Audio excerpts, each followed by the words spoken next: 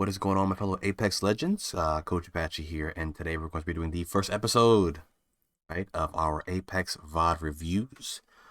Just for future notice, if any of you would like to have a game reviewed by me, I will be setting up a Fiverr so that I can be doing coaching sessions.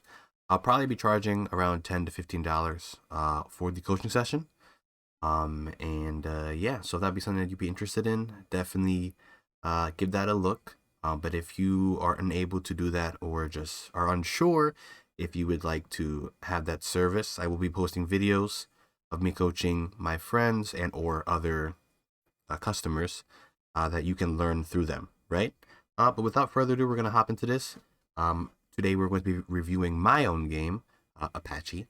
And yeah, so this is going to be a diamond game. I'm playing SEER, and my goal from this, not only this session, but in general, is to reach Pred. I've hit Masters once. I typically don't play enough to reach Pred, so partially most of that's going to be on my dedication.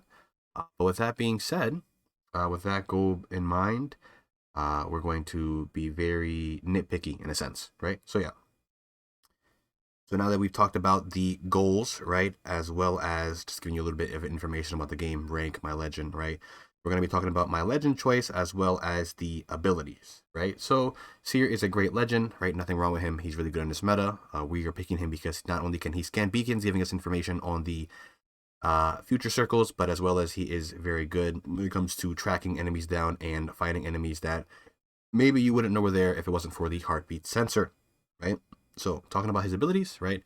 His tactical can silence enemies, which will prevent ability usage and stop actions. Examples: healing and or rezzing, as well as legend abilities, passives, or ults. This ability also scans upon hit, not only showing location of the enemy, but health and their shields. So when using this ability, people like to use it a lot as a scan, in my opinion, unless you know that you can get value out of the fight. Let's say you already have a knock, things like that. I necessarily wouldn't use it as a scan. Because your heartbeat will kind of do that job for you. In my opinion, you should be using your tactical to stop actions like healing and reses, right? Because if you scan them, and yeah, you can see them, but they're still safe and get a res off, it's like you kind of wasted your scan. Okay, we know where they're at, but they're still going to get the res off, right? Compared to you get a knock, give his dome, you use your heartbeat sensor to figure out exactly where he's at. Wait a second, throw it, cancel his res. So now instead of that fast res that he gets, you cancel it and he has to do it again, giving your team not only the time to close the distance, but puts you at a good advantage. As well as, let's say you blow somebody up, do a lot of damage, you know they're going to heal, they're popping a Phoenix kit, you can wait till the last second before he pops it, or, I mean, you never know what he's really popping, but you can just throw it and cancel his heal, making it so that not only do you have his location, but as well as you have stopped his heal, keeping him low so that your team can make an efficient push, right? Alrighty, so talking about his passive is going to be his heartbeat sensor, right? This is going to allow SEER to check his surroundings for nearby enemies through walls as well. And based upon the heart rate, SEER can determine the enemy's health status, right? So depending on if the heart rate is faster or slower, basically, the person gets shot, they panic. So if it's faster, they are low. If it's slower, they are at a higher health. Alrighty. This passive also helps SEER confirm his tactical more often. Obviously, if you're aiming in and you see it'll either be a blue circle, yellow circle. Blue means no one's within your sight. Yellow is going to mean that you're aiming at somebody, right? And then with that information, you'll be able to throw your tactical and you'll be able to confirm it more. So, SEER's ultimate is going to give SEER and his team vision to enemies within the radius that are moving. This can be avoided by crouching, though. So you throw your ult down and you don't see anything, don't just assume no one's there, especially if your heartbeat tells you otherwise. They could be crouching, looking to make a play on you, right? So be very careful. This can also be used to deter or slow down third parties. So if you are fighting and you hear teams coming in, throwing down your ult will make teams a little bit more hesitant to push you for the fact that you have wall hacks on them. And obviously they never know where exactly you're looking unless they can see you. And that can make some players scared because walking into a team with wall hacks in a video game, it's like, I don't know, man, it's spooky, right? So yeah. The next thing we're going to be talking about is going to be drop efficiency as well as drop location. And so for that, we're going to need to get into the actual VOD review. So here we go. I'll just immediately scratch to rig. See how that goes. We can block the base in. I got a team contesting this, bottom right. So as we are dropping, and this is my normal trio, so you will probably hear a lot of comms. We decide that we want to go to rig primarily, and if we get too heavily contested, we will just pull off to basin, right? Those landing spots aren't bad. They are pretty decent POIs. I think to think about when landing at a POI, will the loot be good? Will it have enough for your team, as well as what are the rotations? And you should be looking at other parts of the map. Like for example, if we go rig, we should be thinking about no name, capacitor, as well as basin when it comes to third partying and or rotating. If you land, get bad loot. If you have kept teams in mind, knowing which direction is clear will be a good direction to rotate to, so you can continue to loot, and or vice versa. If you get good loot, knowing which way teams might go will give you an opportunity to push towards that direction, right? So here we go. I think that's about it. They might they gonna go to... One thing that I can definitely work on is I am very bad when it comes to dropping in. So I never usually let my teammates always drop me in because I don't like to land late. So yeah, that's definitely something that I need to improve on. Rotation. I don't think I see anything basin either. We should loot the first 3 close. I'll loot middle, one loot this house, one loot the other house close. So as you can hear, my team is making a plan about looting quickly and instantly looking at no name, thinking that we can get an advantage, maybe get some early picks. And if not, we could just rotate away, right? So that is the plan. That means we need to loot quickly. We don't need to overloot, get guns, get a little bit of heals, and head towards the zip line. Then immediately look at them. Don't spend time sitting here so they can walk up on us. So instantly land on guns, so that's pretty good. Gonna head over to the building. Let my teammate continue to loot the middle. Still. So I should be picking attachments because if I don't need it, my teammates might, right? Especially if we go back a little bit and look, there might be a symbol that shows that they might need it, right? So we're going. Still. So bang, right? This right here, ping. If you see this, that means your teammates need it. I should be pinging this to let my teammates know there is a blue stock that the person who needs it can grab, especially since our goal is to head that direction.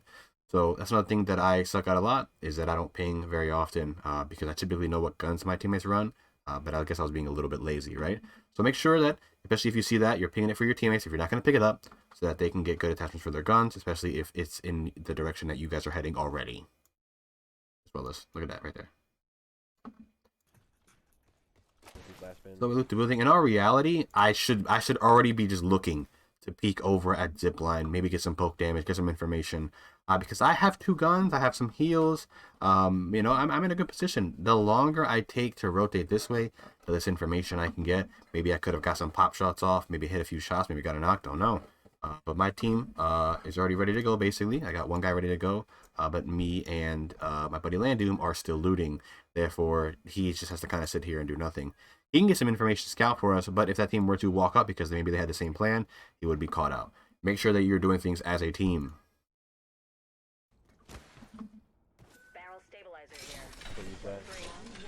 Oh, I need that. We must act. Next ring is far. Anybody need a stock? So I looted, I would say decently. Not too fast, not too slow. But based on the plan that we wanted to execute, I would say maybe a little too slow. They're coming. Yeah, that's what I was saying. On the what, zipline? No, they're cool. They looked over here for a second. Yeah, they're crafting right now. So what are we doing? Are we gonna back up to base and keep looting? 'Cause we all have whites, and I don't have any heals. Okay. Yeah. Okay, dokie. So right here, we make a decision to rotate off based off of our armors, because you never know what they could have landed on. A thing we could have possibly did was maybe poke a little bit to see what armors they had, and then commit off of that. But the issue with that is, if we weren't keeping track of capacitor, a team could be there and could third party us, and they could have better armors, right? So unless we know that the 2 POIs, basin and capacitor, are empty, and we can take a long fight, to get the information we need based on their legends, armor, things like that, and then make a push, that'd be a good idea. But since we weren't really super confident in what we had as well as our armors, we decided to keep on moving, get better equipment, and look for a fight later on. He makes sense to me. I have 2, I can give you 1.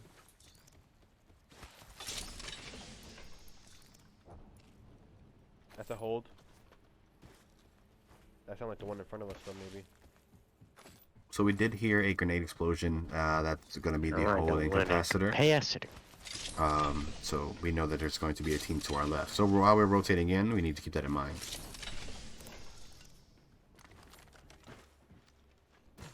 Since we know that they open holding, they're going to be taking time to loot that. We could use this time to get in front of them and get a good position.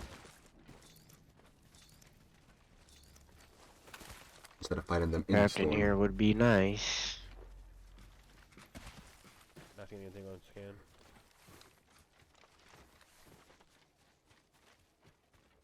I'll grab the far thing. Got Grab the materials. two close ones. So we do decide to craft here, which may or may not be the greatest of ideas, especially with the new storm changes. Storm closing a lot faster, as well as it does a little bit more damage in the beginning. So with that being said, this could put us in a weird position. When you all need to craft, I would definitely suggest not hogging the crafters, letting your teammates craft too, so that everybody can get the max value out of just being able to craft right away. The one thing that I would definitely recommend doing is just kind of keeping your teammates in check. For example, you have one person that wants to continue crafting, one person that wants to move on, and then I'm kind of in the middle. Especially since I like IGL a lot, I should definitely kind of be like either reeling him in or telling him to hurry up. But since he's already crafting, I should probably just reel in my caustic. It's cool and all to avoid taking storm damage and move forward. But if we move forward to this choke and there's a team there and it's only two of us, we just die, right? So that kind of just goes back to the whole mindset of just doing things as a team. Either we're gonna sit in storm and Valcode as a team, right, and that'd be a bad idea, or we're gonna push up as three, fight a team equally, and win or lose, right? But try not to split up too much, because once you create a separation, especially when you don't have abilities to get back to your teammates very quickly, which we really don't, that's when issues start to arise. So we do need to keep in mind the team will be to our left. That's why I'm looking left here. I'm going to see if anybody is walking up with us as well. Right in front of you? No, tripping. I look like a fucking person. There's people there. So we do find a team here. Right here, we do look for like a 3-2-1 kind of call.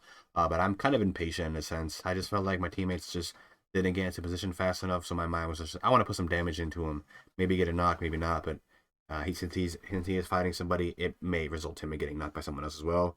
But as long as people are dying on the board and we're getting closer to being the #1 squad, don't really bother me too much. I gotta light this guy up. Agreed. Okay, 3. I can't see if you give me one moment. Yeah, I decided to shoot because my buddy was taking a long time to get it to an angle when he could have just matched mine. Just checking behind me real quick, pushing up. Here we go, we know he's there. Gonna throw the shot to cancel his heal. Bang. It's like a solo. He dropped him down. There was not a solo. Was not a solo. I guess, yeah, solo. Cracked him. Got away. People here. Down him. You did? So since we got a knockdown, I decided to push. I throw my ult down. The reason I throw my ult down is because I'm assuming that his teammates will be close, maybe looking for a res or to peel for him. I wanted to throw my ult down, so if they do play within that radius, we're able to have the wall hacks on them. They do have a jump pad there, so he's able to bounce out. My ult ends up not getting value. One thing that I probably could have did better, hold on to my ult a little bit longer so that I can guarantee that I'm throwing it into a position that's going to get us value instead of just throwing it for, what's the word, like potential value, right? He's low. Reloading. Attention. There is a new kill leader. Tossing Oxstar. Remember, there's a team to the top right that was last seen. Unveil. Charging up my At the shield. spin. I killed You him. can finish that kill there. So now, one thing to always keep in mind is you don't always have to finish the fight, in the sense of you don't have to team wipe the enemy team. If we get a pick, right, in our reality, we can start looking for a place to go. We can walk up a little bit, things like that, but we don't have to hard commit to that fight. We've already put that team in a position. By killing one of their teammates, their potential to win the game is a lot lower, right? If we can take one person off of every single team, that puts us at a greater advantage, because in a 3v2 situation, the team with 3, 9 times out of 10 is going to win, right? So don't always feel inclined to finish the entire fight if it's going to cause you to be in a bad position. If you can finish it, by all means. If not, that's okay, right? Just make sure that you are getting value when you can. We don't have to force it, by the way. But we can take these buildings, maybe? So I do I'm walking communicate up to my team that we don't need to finish Hit it that? in that moment. But if we do want to take space, we can. Okay, rival shield. They're both flash, they're both flash. Do get cracked. Even though I'm cracked, I'm going to take space here. Back. Oh, that's He's gonna hurt. arcing, he's arcing, arcing. Trying to get hit by that. Taking an angle. Octane close. Octane. That's 2 knocks. So if we finish this kill, that'd be huge as Hold on, well. people shooting from behind as well, care. Hop in the bad. Finish that kill and then maybe we just sit back. Right, so now we've gotten 2 kills from that squad. So now that third is basically irrelevant to us because he's really not going to look to fight us. With that being said, we have 1 minute and 32 to figure out where we're going to go. If we're going to rotate left, if we're going to rotate right, if we're going to push through bunker, we need to start planning. When we have downtime, we need to figure out what is the next step. What is the plan? Team here. Rival over there. There's team to my left as well, I think. We do find out there's a team to our right. People here. Do the same thing. That team's third, looking across, looking for one away. On ping? So I just hit somebody for 108. I just saw that a team is going into that building. We do have a SEER and a caustic. If we wanted to, we could look for a play where I throw my ult down to give information. I look for, well, I don't have ult. I could look to cancel out the heal with my thing, and we can caustic ult their building, maybe getting a pick or two. We just got to keep in mind that the team from the hill to the top left was also shooting at us. So we have to figure out, is this even worth pushing? Will that team up top potentially kill us? Oh, here, team here. Opponent here. So cancel heal. Cancel this heal. We'll see that there is a team up top shooting at us as well. Cracked him 50. Okay, what are we doing here? We got to go forward some way. We might be able to get inside of this building here. I don't know if people were in there though. Hold on, I kind of want to loot these guys back here. We have 50 I'm seconds. recharging my shields. I'm looting to look this box back here. I was getting my, yeah, I was getting my purple. Close, help. I'm cracked. Care, Harold. I cracked him. I hit him 10 flat. Dead. Taking a peek here. Right here, should armor swap. Good. Yeah, right there. Right there, that was a good time not to heal. People inside the building, right? Or holding it at least. So we peeled back looking for loot, found a third from the team prior, and then we realized that a team has taken, what's that part of the map called? Bunker. So we know now that if we push bunker, we're going to have to fight. We do have a caustic, which he will have ult, so that fight isn't unwinnable. So if we fight that aggressively, we should be okay. But if we don't feel like we want to fight right now, we don't want to risk it. We want to kind of play off our KP and get a good end game position. We can.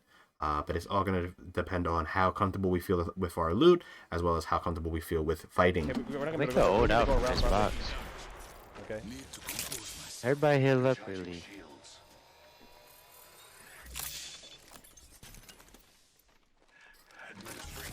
Where are we going? We need to. So we need to reloading, get I this. should have We're gonna popped go. myself. Alert 5, ready to scorch for bird. Are they holding this side of the bunker? I think they might be, yeah. You want to go to the other side? A life Yeah. vest is Oh, located, they don't go I to can't that. make Yeah, that. that's fine. but you don't have a seat. Hope you can swim. We need to move. The ring So one thing with Valk ult, and this is something, even though I'm not Valk, I can IGL it. You should have 2 plans. You should have a plan A. This is where we want to go, right? And if it's contested or if it's not safe, this is where we need to go. As well as if you can have a third option too, that's always great. But being able to make those decisions quickly is going to be like amazing, right? Because a lot of times you will see Valks will fly into locations, and it'll just be like, oh, there's a team there, we die because we land on them and they have their guns out already. So as you know, me being someone who's always telling people like always IGLing and stuff, I should be bringing that up. Hey, this is where we want to end up, right? If we can't get here, this is where we need to go. If anybody's in here, teams there. Are one leaving? Yeah. This Do we is not take leaving that? information. No, it's not in. We can still hold the corner though. Maybe we can hold the corner. He's holding that ledge. There's a team up there. Yeah, they're not in the building though. unveil yourself.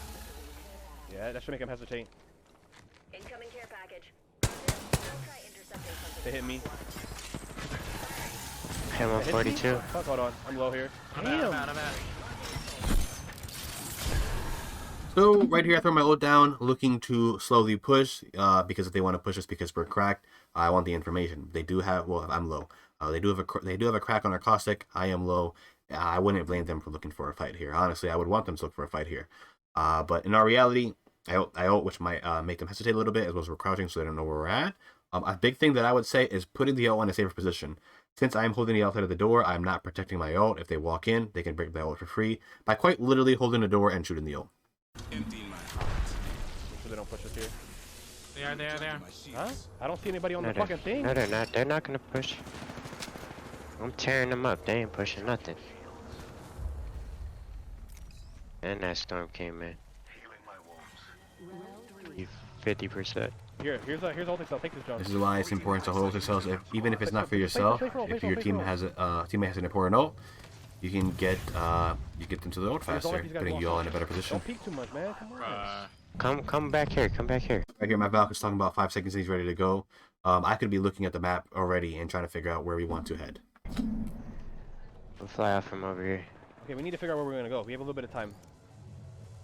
Yeah, we're ready. I think we go back at airbase. Okay, well, okay, look. So if we're gonna go back at airbase, So one thing that like a little tip that I kind of use is like you can kind of figure out where teams are based off of how many squads are left in positioning, right? So we were here, a team was just here, a team was just here. That's 3 teams that we know for sure are here, and as well as there's a team around here somewhere. So let's just say this team already rotated in, and let's say that they're either here or they're already like here, right? So let's say that's 1, 2, 3, 4, basically 5 teams out of 8. So that means there's 3 unknown. So with that being said, they're probably already in good locations, right? So you probably already got a team maybe holding height. You probably got a team holding this height, and you probably got a team maybe even holding over here and or here, right? So with that being said, if we're looking to fly in somewhere, right, we should be thinking about, okay, what is the best position possible for us, right? Obviously, circle's probably not going to pull here, so we should be looking for probably a position here, here, or here, because those are all good positions with high ground, right? So let's say this is the closest one, so it's the most realistic. We don't also want to put ourselves in the middle because we don't have a shield legend that can kind of give us cover, whether it's like a rampart or a castle or a Gibby, right? We don't really have that protection, so we can't afford to just be in the middle. So let's say this is where we want to go. So we're flying in here, right? As we're flying over, we'll get information on the team here, and let's say a team is here, we can land here, right? Or if a team's there and this is free, we can go here, right? But just keep that in mind. Using information of how many squads are around here, you can kind of judge where other people might be. Because in all reality, as soon as you get to like plat, as soon as you get to diamond, masters, teams are smart and they will hold good positions. So you should always assume that they're there until you can prove that they're not, right? If you were smart enough to dictate this is good, another team probably did the same thing and they're probably already there. base, like what, like maybe we can either land like height This way, or like Yeah. I kind of want to be in the building though, because we have costing. Maybe we can go here. Or maybe, like, I don't know. I don't want to play. Yeah, but that's not gonna be in. But there's a building right here. Alright. But what if we can't go there, though? Where are we going to go? Maybe there's a plane we can On land? height. Okay.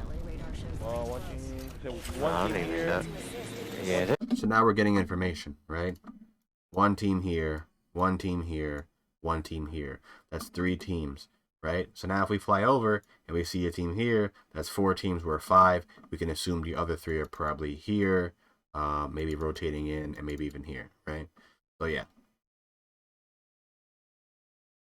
this is so much lower than it used to be. Yeah. Oh, they're trying to get there. Oh, another team 2, right? So bam, look at that. He's a Do we solo. land height? Do we land height? Yeah, he's a solo. So we've basically seen all the teams as we flew over. Here. So we should know that there's probably one team to our right, but everything else should be in front of us here. Here. So now we need to dictate if we want to just sit here and hold people out, or do we want to get a better position because there's a team to our right. With that being said, since there's a team to our right, we don't want to get snuck up on, and we don't want to give them free space. Map control is very, very important. We have 3 players, and we do have one with movement. With that being said, we could have our Valk just hold the right thing here, and I actually pull up the map so I can show that a little bit better. So here we are. It's going to be airbase, right? If we are currently here, right, and there's possibly a team here or here, right, we should probably send our Valk maybe here, and then we can have like the caustic maybe hold here, depending on how we want to play it. The Valk will be getting information, so the Valk will be able to tell if anybody's here or here for us, as well as just control space while we look forward. And then if we need to peel back, we can, and or look for a fight here if it's isolated, right? But we don't want to just all hold this angle and allow this team to clear all of this out and basically gain a lot of map control, right? Because if we control this, but they control this, that's a lot more space for them to work with, right? So we want to make sure that we are denying space and controlling more space so that we can have more area as well as more places to kind of play out of. Yeah. So right now we're doing a whole bunch of nothing. But Valk does Back pull to away the from backside, which is definitely okay. If they get knocked, But you right probably now we lose need to that. make, I think right now we need to make the conscious decision that we are in top 5. We should just hold strong position. We shouldn't really be looking to push anybody, because by pushing someone, we give up our position to potentially be taken. This way. Yeah. On the wall. Keep throwing cans on, man. We need the So cover. we know We there's got a best team position for runoff, and we sure. know there's a Not team really, 'cause opposite we're side in of the center of everything. airbase. So that's Like, our 2 biggest issue, I teams. feel like, is this team back here. We're 3 enemies, 1 unknown, and now we know there's a team there, right? So now we have just definitely seen, we definitely gotten a lot of information, right? So with that information that we've been given by seeing those teams, we know that we're here. We know that there's a team here. We know that there's a team here. And we also know that there is a team somewhere over here, right? So with that being said, now we can make better decisions. We could potentially look to fight this team. We could potentially look to fight this team, but if we do, we know that we're allowing this team to walk in for free, and or we don't even need to send this. We could just hold this height and just look to hold these guys out to get free kills because they have to walk in. But based off of the information, I think I did see that they had a Valk, so that we'll know that they can fly in whenever they want, right? So we could also look to get like a low ground position inside of a building, things like that. But based off of a circle and what happens between these 2 teams, we can also make a decision as well, right? But we do have all the information that we need when it comes to team positioning, so that should help us in our planning, right? Keep in mind, when you do aim in on the map, it will show you how far you can actually see them, right? Keep that in mind. That's a good tool. Hit Valk for 70. I can't. Just I have to cover drop down here. low. That's what I did. I dropped. We can So from always audio play cues, we inside. can hear that they're fighting behind. Inside where? What that means is that we could possibly take a position from one of them, right? So with that being said, we now hear that they're fighting behind, so we have 2 options. We can either send this team, right, and possibly win a fight there, but they could also fly away, or knowing that these two teams are fighting, we could walk in, potentially get a third party, and or take a good position from them, right?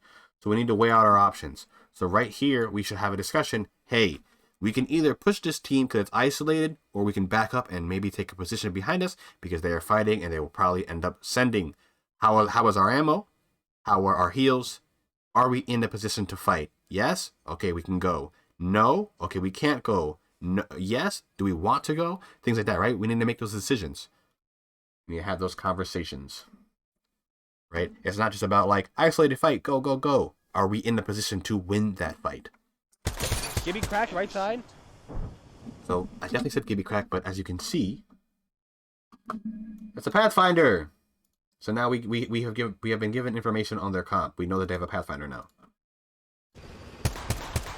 We know that they have a Valk now. Gibby Valk. I don't know who the other one is. Drop the veil. Valk flesh. Valk flesh. Oh my God! Rip. Dead. Not dead. Not No. dead. She's 1. Walking up here. Ulting. Listen to my heart. We decide to push here. That ult could have been a lot better, but what that ult does is it does clear the corner underneath us, basically. Care. Inside. Team behind is fighting really hard. Listen. All we gotta do is don't just die. all we gotta do is kill them on their way in. Push them right side. 120. So we got a crack, but they got a knock. What that does is now that they have the advantage. Broke a rival shield. What lies behind the veil? Your part is Horizon ult comes in. Now we know that they have Valk, Pathfinder, Horizon. Heal Harold. Valk crack. Pop in the back. I cracked 1.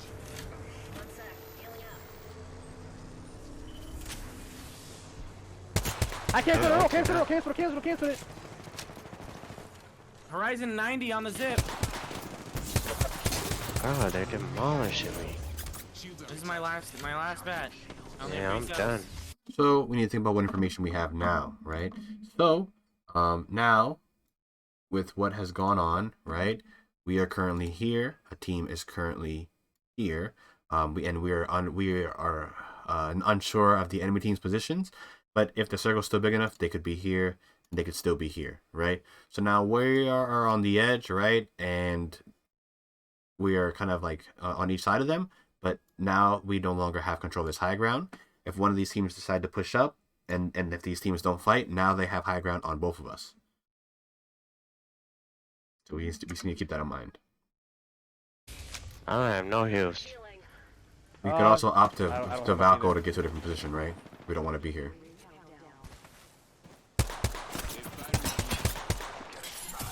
Your veil will Rotating right side. Yeah, ain't nothing I could do here. Where's Path? for Where's real. Path? Where's Path? He's in a ditch. 86 Path. They're gonna push me probably. I'm playing back. Coming to you. So right here, I just did 86 damage. I could be looking for, a walk up here. I'm afraid they're gonna push me, but I just did 86 damage to a Path, and I didn't get touched. If anything, they should be afraid we're gonna push them. Right now, I could be walking up. I could create some havoc, put some more damage in. Caustic can walk up, look for an ult, right? Right here, we have the advantage. We've done a good bit of damage. We're healthy, and we have ults. We need to take advantage. We could look for a Valk stun as we're walking up to keep them from peeking us, and then we look for a Caustic ult. And yeah, they got Horizon Q. They got things to get away, right? But at least we can force them out of cover, right? We need to be looking for a fight here. If we are going to fight, we have abilities. We have ults. We need to do something. Coming to you. I definitely That's think we one fight cell, here. That is it. We're definitely earning space. We're definitely doing damage, but we're not playing off of it. I only have cells as well. I can drop you too. They're gonna take height here. What do we do here? I can't sit here. I cannot poke. Okay, It's okay. either full send to fight or come on, nothing. come on. Is there a way we can get inside somewhere? Yeah, Harold's fucking. Harold's. And I know we have a team in front of us and a team on the close right height. There should be a team behind them as well. Yes. Okay. And I just picked up cells. Ryan's absolute. Hitting her with this so she can't heal. veil. I missed. Pushing up here. I'm taking Crater, space. Yeah. crater. Hold up. 47 on one on the Valk. I'm hugging this wall Moving here. around left side of the crater a little bit. There's people on the Top wall, height. top People wall. on the height. I might be dead. I might be dead. I might be dead. I might be dead. Yep. So right there, our best bet would have been to contest them so that they can't just down our Caustic for free. We got another squad attacking us. I am resible if you can get to me. Unveil yourself. But my Valk does contest them by himself. I should have been up there. I'm pushing Newcastle. Knocked him. I messed up Newcastle. I got him. I am in circle and resible where I am. There's a guy shooting at me from where you're at. Yep. I should have never even looked over here. Father, help! It's up to you. No longer resible team on. Shields are recharging. And now we know there's a guy above, the people above us, right? And then it just gave us information that there's a team on him. So I know that I am in a weird predicament here. They are shooting at the Valk though.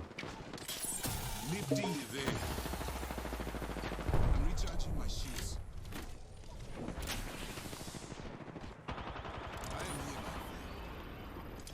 I go for a risky res here because at this point it's like if I don't get this off, I don't know if I'll ever be able to get it off now. Valk walks up, she has to, team dies behind us. I am the Valk. Help, Harold. Yeah, what I could. recharging my shields. Behind you, behind you, behind. I know. And yeah, so We got second. based off of our rotations and the way we played that, we gave up height and we ended up playing in really poor positions, allowing that team to take a good position that we had before and use it against us. So we didn't pull out the win. We did get second place, which is really good. But obviously the goal is to get first place to get the maximum amount of points. Things that I could have improved on there. I definitely could have been a better IGL. I definitely could have planned a little bit better and had better situational awareness. There's a lot of times where I did a lot of damage and I could have called for a push or a play and even a rotation, but I did not. So yeah, so those are definitely things that I can work on as a player. Planning is big, man.